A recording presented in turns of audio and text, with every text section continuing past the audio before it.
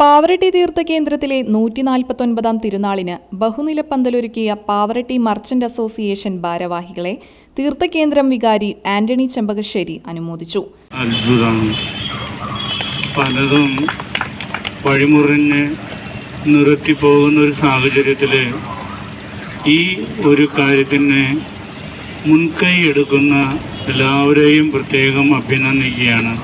പാവറട്ടിയിലെ തിരുനാൾ എന്നുള്ളത് ഈ നാടിൻ്റെ ഉത്സവമാണത്. ഈ പഞ്ചായത്തിൻ്റെ മുൻപിൽ ഈ പാവറട്ടി സെൻറ്ററിൽ മർച്ചൻ്റ് അസോസിയേഷൻ ഇത് ചെയ്യുന്നു എന്നുള്ളത് ഏറെ ശ്ലാഘനീയമാണ്. 3 ലക്ഷം രൂപ ചിലവിലാണ് പന്തലൊരുക്കിയത്. 30 വർഷമായി തുടർച്ചയായി തിരുനാൾ പന്തൽ ഒരുക്കുന്നുണ്ട്. പന്തലൊരുക്കുന്നതിനായി സ്ഥലം നൽകിയ പാവറട്ടി പഞ്ചായത്തിനെയും ചടങ്ങിൽ അനുമോദിച്ചു.